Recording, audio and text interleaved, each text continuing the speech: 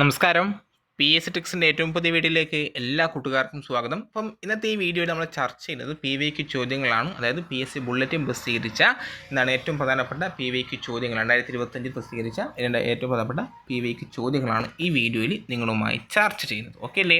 അപ്പം ഒന്നാമത്തെ ചോദ്യം ഇതാണ്: 1851 ഗവർണർ ജനറലായ Dalhousie a cherry that will drop in to our mouth one day, ഒരു ദിവസം നമ്മുടെ വായിൽ പതിക്കാൻ പോകുന്ന ചെറി എന്ന് നമ്മുടെ ഡൽഹൌസി വിശേഷിപ്പിച്ച പ്രദേശം അല്ലെങ്കിൽ സ്ഥലം ഏത് എന്നാണ് ചോദ്യം. ഏതാണ് കൂട്ടുകാരെ? യെസ്, അതാണ് അവധാണ് അല്ലേ? അവധ്. PSC ചോദിച്ച ഇതേ ചോദ്യം PSC ചോദിച്ച എങ്ങനെയാണ്? അവധിനെ ഒരു ദിവസം നമ്മുടെ വായിൽ പതിക്കാൻ പോകുന്ന ചെറി എന്ന് വിശേഷിപ്പിച്ച ഗവർണർ ജനറൽ ആരാണ് എന്നാണ് PSC ഒരു തവണ ചോദിച്ചത്. ഏതാണ്? അത് ഡൽഹൌസിയാണ്. ഓർത്തു വെക്കുക, 1851 ഗവർണർ ജനറലായ ഡൽഹൌസി ഒരു ദിവസം നമ്മുടെ വായിൽ പതിക്കാൻ പോകുന്ന ചെറി അല്ലെങ്കിൽ a cherry that will drop in to our mouth one day എന്ന് വിശേഷിപ്പിച്ച പ്രദേശം ഏതാണ്? അത് അവധാണ്. ഏതാണ് കൂട്ടുകാരെ? അവധാണെന്നും കൂടി ഓർത്തു വെക്കുക. രണ്ടാമത്തെ ക്വസ്റ്റ്യൻ ഇതാണ്: ഇന്ത്യയിൽ മഹാരാഷ്ട്ര പീഠഭൂമി പ്രദേശത്തെ ഡെക്കാൻ ട്രാപ്പ് മേഖല രൂപപ്പെട്ടത് ഏതുതരം അഗ്നിപർവ്വത പ്രവർത്തനങ്ങളിലൂടെയാണ്? ഇന്ത്യയിൽ മഹാരാഷ്ട്ര പീഠഭൂമി പ്രദേശത്തെ ഡെക്കാൻ ട്രാപ്പ് മേഖല രൂപപ്പെട്ടത് ഏതുതരം അഗ്നിപർവ്വത പ്രവർത്തനങ്ങളിലൂടെയാണ്? യെസ്, എന്താണ്? ഫലഡ് ബസാൾട്ട്. ഓപ്ഷൻ ബി ഫലഡ് ബസാൾട്ട് ആണ്. ഡി ആണ് ഫലഡ് ബസാൾട്ട്. ഇന്ത്യയിൽ മഹാരാഷ്ട്ര പീഠഭൂമി പ്രദേശത്തെ ഡെക്കാൻ ട്രാപ്പ് മേഖല രൂപപ്പെട്ടത് ഏതുതരം അഗ്നിപർവ്വത പ്രവർത്തനങ്ങളിലൂടെയാണ്? ഇതാണ് ഫ്ലഡ് ബസാൾട്ട്. ഓക്കെ അല്ലേ? ഇനി മൂന്നാമത്തെ ക്വസ്റ്റ്യൻ എന്താണ് കൂട്ടുകാരെ? മൂന്നാമത്തെ ക്വസ്റ്റ്യൻ നമുക്ക് വായിക്കാം. ചുവടെ പറയുന്നതിൽ ശരിയായ പ്രസ്താവന ഏതൊക്കെയാണ് എന്നാണ് ചോദ്യം. ഓക്കെ അല്ലേ? ശരിയായ പ്രസ്താവനയാണ്. ഓക്കെ, ഒന്നാമത്തെ പ്രസ്താവന: ഇന്ത്യൻ ഭരണഘടന ആർട്ടിക്കിൾ 371A പ്രകാരം വടക്കു കിഴക്കൻ സംസ്ഥാനമായ നാഗാലാൻഡിന് പ്രത്യേക പദവി ലഭിച്ചു. അത് ശരിയാണോ തെറ്റാണോ എന്ന് നിങ്ങൾ സ്വയം വിലയിരുത്തുക. PSC പഠിക്കുന്ന ഉദ്യോഗാർത്ഥിയാണ്, ശരിക്കും പഠിച്ച ഉദ്യോഗാർത്ഥിയാണെങ്കിൽ നിങ്ങൾക്ക് അതിന് ഉത്തരം തരാൻ തെറ്റാണോ ശരിയാണോ എന്ന് നിങ്ങൾക്ക് മനസ്സിലായിട്ടുണ്ടാവും അല്ലേ? രണ്ടാമത്തെ പ്രസ്താവന: അമേരിക്കൻ ഭരണഘടന ഇതുവരെ 27 പ്രാവശ്യം മാത്രമാണ് ഭേദഗതി ചെയ്തിട്ടുള്ളത്. മൂന്നാമത്തെ പ്രസ്താവന: 1946 ഒരു പുതിയ ഭരണഘടനയോട് കൂടി 5ാം ഫ്രഞ്ച് റിപ്പബ്ലിക് നിലവിൽ വന്നു. 1946 ഒരു പുതിയ ഭരണഘടനയോട് കൂടി 5ാം ഫ്രഞ്ച് റിപ്പബ്ലിക് നിലവിൽ വന്നു. നാലാമത്തെ പ്രസ്താവന എന്താണ് കൂട്ടുകാർ? നാലാമത്തെ പ്രസ്താവന എന്ന് പറയുന്നത് യെസ്, ഇന്ത്യൻ ഭരണഘടന ആർട്ടിക്കിൾ 257(1) പ്രകാരം ഓരോ സംസ്ഥാനത്തിൻ്റെയും കാര്യനിർവഹണ അധികാരങ്ങൾ ഉപയോഗിക്കുമ്പോൾ അത് കേന്ദ്ര ഗവൺമെൻറ്റിൻ്റെ കാര്യനിർവഹണ അധികാരത്തെ ലംഘിക്കുന്ന രീതിയിലോ അതിനെക്കുറിച്ച് മുൻവിധിയോടെ സമീപിക്കുന്ന രീതിയിലോ ആകരുത് എന്ന് പ്രസ്താവിക്കുന്നു. ഇത് ഏതൊക്കെയാണ് ശരി എന്ന് പറഞ്ഞാൽ 1, 2, 4 എന്നിവയാണ് ശരിയായ പ്രസ്താവനകൾ. നമുക്കൊന്നും കൂടി വായിച്ചുകൂടെ? 1, 2, 4. ഇന്ത്യൻ ഭരണഘടന ആർട്ടിക്കിൾ 371A പ്രകാരം വടക്ക് കിഴക്കൻ സംസ്ഥാനമായ നാഗാലാൻഡിന് പ്രത്യേക പദവി ലഭിച്ചു. രണ്ടാമത്തെ പ്രസ്താവന എന്താണ്? അമേരിക്കൻ ഭരണഘടന ഇതുവരെ 27 പ്രാവശ്യം മാത്രമാണ് ഭേദഗതി ചെയ്തിട്ടുള്ളത്. നാലാമത്തെ പ്രസ്താവന: ഇന്ത്യൻ ഭരണഘടന ആർട്ടിക്കിൾ 257(1) പ്രകാരം ഓരോ സംസ്ഥാനത്തിൻ്റെയും കാര്യനിർവഹണ അധികാരങ്ങൾ ഉപയോഗിക്കുമ്പോൾ അത് കേന്ദ്ര ഗവൺമെൻറ്റിൻ്റെ കാര്യനിർവഹണ അധികാരങ്ങളെ ലംഘിക്കുന്ന രീതിയിലോ അതിനെക്കുറിച്ച് മുൻവിധിയോടെ സമീപിക്കുന്ന രീതിയിലോ ആകരുത് എന്ന് പ്രസ്താവിക്കുന്നു. ഈ നാലാമത്തെ പ്രസ്താവന ഒന്നും കൂടി ഞാൻ റിപ്പീറ്റ് ചെയ്ത് വായിക്കാം, കാരണം ഇത് മനസ്സിലാക്കി വെക്കണേ. എന്താണ്? ഇന്ത്യൻ ഭരണഘടന ആർട്ടിക്കിൾ 257(1) പ്രകാരം ഓരോ സംസ്ഥാനത്തിൻ്റെയും കാര്യനിർവഹണ അധികാരങ്ങൾ ഉപയോഗിക്കുമ്പോൾ അത് കേന്ദ്ര ഗവൺമെൻറ്റിൻ്റെ കാര്യനിർവഹണ അധികാരങ്ങളെ ലംഘിക്കുന്ന രീതിയിലോ അതിനെക്കുറിച്ച് മുൻവിധിയോടെ സമീപിക്കുന്ന രീതിയിലോ ആകരുത് എന്ന് പ്രസ്താവിക്കുന്നു. ഓക്കെ അല്ലേ? യെസ്. ഇനി നാലാമത്തെ പ്രസ്താവന എന്താണ്? നാലാമത്തെ പ്രസ്താവന: സ്വാതന്ത്ര്യത്തെ പറ്റി ഓൺ ലിബർട്ടി എന്ന കൃതി രചിച്ചത് ആരാണ്? സ്വാതന്ത്ര്യത്തെ പറ്റി ഓൺ ലിബർട്ടി എന്ന കൃതി രചിച്ചത് ആരാണ് കൂട്ടുകാരെ? യെസ്, ജോൺ സ്റ്റുവർട്ട് മില്ലാണ്. സ്വാതന്ത്ര്യത്തെ പറ്റി ഓൺ ലിബർട്ടി എന്ന കൃതി രചിച്ചത് ജോൺ സ്റ്റുവർട്ട് മില്ലാണ്. John Stuart Mill. ഓക്കെ അല്ലേ? യെസ്. ഇനി നെക്സ്റ്റ് അഞ്ചാമത്തെ ക്വസ്റ്റ്യൻ. എന്താണ് അഞ്ചാമത്തെ ക്വസ്റ്റ്യൻ? ചുവടെ പറയുന്ന പ്രസ്താവനകളിൽ എന്താണ് തെറ്റല്ലാത്ത പ്രസ്താവന ഏത് അല്ലെങ്കിൽ ഏതൊക്കെ? തെറ്റല്ലാത്ത പ്രസ്താവന, അതായത് ശരിയായ പ്രസ്താവന ഏത്? ചുവടെ പറയുന്നവയിൽ തെറ്റല്ലാത്ത പ്രസ്താവന, ശരിയായ പ്രസ്താവന ഏത് എന്നാണ് ചോദ്യം. ഒന്നാമത്തെ പ്രസ്താവന, റെറ്റിനോൾ, ടൊക്കോഫിറോൾ എന്നീ ജീവകങ്ങൾ കൊഴുപ്പിൽ ലയിക്കുന്നവയാണ്. ശരിയാണോ? യെസ്. എങ്കിൽ രണ്ടാമത്തെ ക്വസ്റ്റ്യൻ, രണ്ടാമത്തെ പ്രസ്താവനയാണ്, ജീവകം എയുടെ അപര്യാപ്തത മൂലമുണ്ടാകുന്ന രോഗമാണ് എന്താണ്? ഫ്രൈനോഡെർമ. ഫ്രൈനോഡെർമ. മൂന്നാമത്തെ പ്രസ്താവന, ജീവകം ഇയുടെ അപര്യാപ്തത മൂലമുണ്ടാകുന്ന ഒരു രോഗമാണ് എന്താണ്? ഗ്ലോസിറ്റിസ്. എന്താണ്? ഗ്ലോസിറ്റിസ്. ജീവകം ഇയുടെ അപര്യാപ്തത മൂലമുണ്ടാകുന്ന രോഗമാണ് ഗ്ലോസിറ്റിസ്. ഇനി നാലാമത്തെ പ്രസ്താവന എന്താണ്? ചർമ്മം, കുടൽ, നാഡീവ്യൂഹം എന്നിവയുടെ സാധാരണ പ്രവർത്തനത്തിന് നിക്കോട്ടിക് ആസിഡ് അത്യാവശ്യമാണ്. ചർമ്മം, കുടൽ, നാഡീവ്യൂഹം എന്നിവയുടെ സാധാരണ പ്രവർത്തനത്തിന് നിക്കോട്ടിക് ആസിഡ് അത്യാവശ്യമാണ്. ഈ 4 പ്രസ്താവനകളിലും ശരിയായ പ്രസ്താവന ഏതൊക്കെയാണ് കൂട്ടുകാരെ? യെസ്, 1, 2, 4 1, 2, 4 എന്നീ പ്രസ്താവനകളാണ് ശരിയായ പ്രസ്താവനകൾ. ഈ ശരിയായ പ്രസ്താവനകൾ നമുക്ക് വായിച്ചു പോകാം. റെറ്റിനോൾ, ടൊക്കോഫിറോൾ എന്നീ ജീവകങ്ങൾ കൊഴുപ്പിൽ ലയിക്കുന്നവയാണ്. ജീവകം എയുടെ അപര്യാപ്തത മൂലമുണ്ടാകുന്ന ഒരു രോഗമാണ് ഫ്രൈനോഡെർമ. ജീവകം എയുടെ അപര്യാപ്തത മൂലമുണ്ടാകുന്ന രോഗമാണ് ഫ്രൈനോഡെർമ. ഇനിയോ നാലാമത്തത്, ചർമ്മം, കുടൽ, നാഡീവ്യൂഹം എന്നിവയുടെ സാധാരണ പ്രവർത്തനത്തിന് നിക്കോട്ടിക് ആസിഡ് അത്യാവശ്യമാണ്. മനസ്സിലായില്ലേ? യെസ്. ഇനി ചുവടെ പറയുന്ന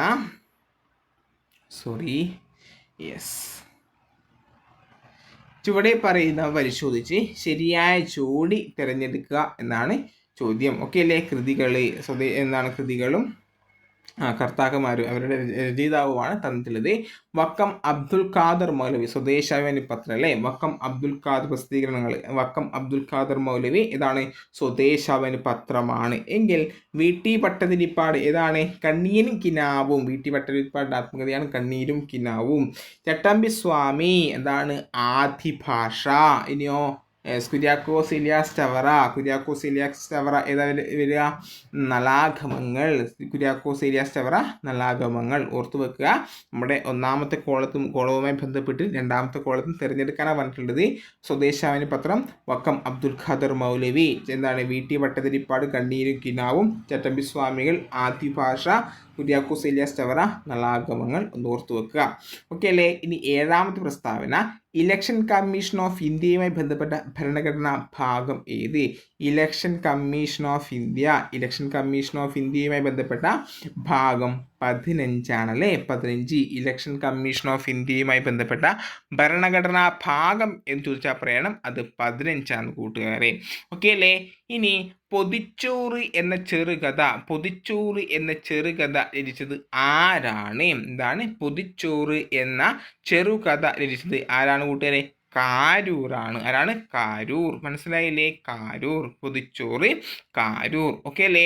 യെസ്. ഇനി 9ാമത്തെ ക്വസ്റ്റ്യൻ. അതിന് മുന്നേ നമ്മുടെ ചാനൽ ആദ്യമായിട്ട് കാണുന്ന കൂട്ടുകാർ എന്താക്കുക? നമ്മുടെ ചാനൽ സബ്സ്ക്രൈബ് ചെയ്യുക. അതുപോലെ ഈ വീഡിയോ ഇഷ്ടപ്പെട്ടെങ്കിൽ ഇത്തരത്തിലുള്ള വീഡിയോ സെക്ഷൻ നിങ്ങൾക്ക് ആവശ്യമെങ്കിൽ എന്താക്കുക? നിങ്ങളുടെ അഭിപ്രായങ്ങൾ ഈ വീഡിയോയുടെ താഴെ കമൻറ്റ് ചെയ്യാൻ മറക്കരുത്. ഓക്കെ? നിങ്ങൾക്ക് ഇത് അത്യാവശ്യമാണ്, അല്ലെങ്കിൽ ഇത്തരത്തിൽ നിങ്ങൾക്ക് ഉപകാരപ്രദമാകുന്നുണ്ട്, PSC ബുള്ളറ്റ് നിങ്ങൾക്ക് ആവശ്യമാണെന്ന് പറഞ്ഞാൽ വീണ്ടും എല്ലാ ദിവസവും ഉച്ചയ്ക്ക് നമ്മൾ രാവിലെ കറണ്ട് അഫയേഴ്സ് ഇടാറുണ്ട്. 2 ദിവസമായി കറണ്ട് അഫയേഴ്സ് ഇട്ടിട്ടില്ല. ഓക്കെ, ഉച്ചയ്ക്ക് നമുക്ക് ഇത്തരത്തിലൊരു PYQ സെക്ഷൻ ചർച്ച ചെയ്യാമെന്ന് PSC ബുള്ളറ്റുമായി ബന്ധപ്പെട്ട PYQ സെക്ഷൻ ചർച്ച ചെയ്യാം. ഓക്കെ അല്ലേ? അപ്പോൾ എല്ലാ കൂട്ടുകാരും നിങ്ങളുടെ അഭിപ്രായങ്ങൾ ഈ വീഡിയോയുടെ താഴെ കമൻറ്റ് ചെയ്യാൻ വേണ്ടിയിട്ട് മറക്കരുത്. ഓക്കെ. 9ാമത്തെ ക്വസ്റ്റ്യൻ. ചുവടെ പറയുന്നവയിൽ ഇന്ത്യയിലെ തെരഞ്ഞെടുപ്പ് കമ്മീഷനുമായി ബന്ധപ്പെട്ട ശരിയായ പ്രസ്താവന ഏതൊക്കെയാണ്? ശരിയായ പ്രസ്താവനയാണ്. ഒന്നാമത്തെ പ്രസ്താവന പറഞ്ഞത് 1989 വരെ ഇന്ത്യയിലെ തെരഞ്ഞെടുപ്പ് കമ്മീഷൻ ഒരു ഏകാംഗ കമ്മീഷൻ ആയിരുന്നോ? ഓർത്തു വെക്കണേ. 1989 വരെ ഇന്ത്യയിലെ തെരഞ്ഞെടുപ്പ് കമ്മീഷൻ ഒരു ഏകാംഗ കമ്മീഷൻ ആയിരുന്നു. ശരിയാണോ തെറ്റാണോ ഞാൻ പറഞ്ഞിട്ടില്ല. 4 പ്രസ്താവനകളിലൂടെയും കടന്നു പോയതിനു ശേഷം ഞാൻ ശരിയാണോ തെറ്റാണോ എന്ന് പറയാം. രണ്ടാമത്തെ പ്രസ്താവന, പാർലമെന്റിന്റെ ഇരുസഭകളിലും പ്രത്യേക ഭൂരിപക്ഷത്തോടെ ഒരു പ്രമേയം പാസാക്കിയാൽ ഇന്ത്യൻ രാഷ്ട്രപതിക്ക് കാലാവധി പൂർത്തിയാക്കുന്നതിന് മുമ്പ് മുഖ്യ തെരഞ്ഞെടുപ്പ് കമ്മീഷണറെ പുറത്താക്കാവുന്നതാണ്. പാർലമെന്റ് ഇരുസഭകളും പ്രത്യേക ഭൂരിപക്ഷത്തോടെ ഒരു പ്രമേയം പാസാക്കിയാൽ ഇന്ത്യൻ രാഷ്ട്രപതിക്ക് കാലാവധി പൂർത്തിയാക്കുന്നതിന് മുമ്പ് മുഖ്യ തെരഞ്ഞെടുപ്പ് കമ്മീഷനെ പുറത്താക്കാവുന്നതാണ്. മൂന്നാമത്തെ പ്രസ്താവന, സ്വതന്ത്രവും നീതിപൂർണവുമായല്ല വോട്ടെണ്ണൽ നടന്നതെന്ന് കമ്മീഷന് ബോധ്യം വന്നാൽ വീണ്ടും വോട്ടെണ്ണൽ പ്രഖ്യാപിക്കാനുള്ള അധികാരം കമ്മീഷനുണ്ട്. നാലാമത്തെ പ്രസ്താവന, രാഷ്ട്രീയ പാർട്ടികൾക്കുള്ള അംഗീകാരം നൽകുകയും ചിഹ്നം അനുവദിച്ച് നൽകുന്നതും തെരഞ്ഞെടുപ്പ് കമ്മീഷനാണ്. ഇതിൽ ശരിയായിട്ടുള്ള പ്രസ്താവനകൾ ഇതാണ്. ഈ 4 പ്രസ്താവനകളും ശരിയായ പ്രസ്താവനയാണ്. ഓക്കെ അല്ലേ? 1989 വരെ ഇന്ത്യയിലെ തെരഞ്ഞെടുപ്പ് കമ്മീഷൻ ഒരു ഏകാംഗ കമ്മീഷൻ ആയിരുന്നു എന്ന് ഓർത്തു വെക്കണേ.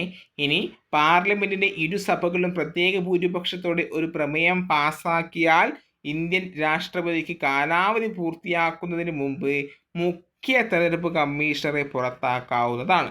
ഇനി സ്വതന്ത്രവും നീതിപൂർവവുമായല്ല വോട്ടെണ്ണൽ നടന്നതെന്ന് കമ്മീഷന് ബോധ്യം വന്നാൽ വീണ്ടും വോട്ടെണ്ണൽ പ്രഖ്യാപിക്കുവാനുള്ള അധികാരം കമ്മീഷനുണ്ട്. ഓക്കെ അല്ലേ? ഇനി രാഷ്ട്രീയ പാർട്ടികൾക്കുള്ള അംഗീകാരം നൽകുകയും ചിഹ്നം അനുവദിച്ച് നൽകുന്നതും തെരഞ്ഞെടുപ്പ് കമ്മീഷനാണ്. നെക്സ്റ്റ് 10ാമത്തെ ക്വസ്റ്റ്യൻ, ആസിയാനുമായി ബന്ധപ്പെട്ട് ചുവടെ പറയുന്ന പ്രസ്താവനകളിൽ ശരിയായത് ഏതൊക്കെ എന്നാണ് ചോദ്യം. ഒന്നാമത്തെ പ്രസ്താവന, തെക്കുകിഴക്കേഷ്യൻ രാജ്യങ്ങളായ 5 രാഷ്ട്രങ്ങൾ ചേർന്ന് 1967 ആസിയാൻ സ്ഥാപിച്ചു. രണ്ടാമത്തെ പ്രസ്താവന, സാമ്പത്തിക വളർച്ച ത്വരിതപ്പെടുത്തുകയും അതുവഴി സാമൂഹ്യ പുരോഗതിയും സാംസ്കാരിക വികസനവും ഉറപ്പുവരുത്തുക എന്നതായിരുന്നു പ്രധാന ലക്ഷ്യം. 1967 ആസിയാന്റെ സ്ഥാപക സമയത്തെ അംഗരാജ്യങ്ങളാണ് Cambodia, Malaysia, Indonesia, Philippines, Singapore എന്നിവ. 1967 ആസിയാന്റെ സ്ഥാപക സമയത്തെ അംഗരാജ്യങ്ങളാണ് കംബോഡിയ, മലേഷ്യ, ഇന്തോനേഷ്യ, ഫിലിപ്പൈൻസ്. 10 നെൽച്ചെടികളുടെ തണ്ടുകൾ കൂട്ടിക്കെട്ടി ചിഹ്നമാണ് ആസിയാൻ്റേത്. ഇതിൽ ശരിയായ പ്രസ്താവനകൾ 1, 2, 4 നമുക്ക് പഠിക്കാം. ഏതൊക്കെയാണ് ശരിയായ പ്രസ്താവനകൾ എന്ന് നമുക്ക് കടന്നു പോകാം. എന്താണ്? തെക്കുകിഴക്കേഷ്യൻ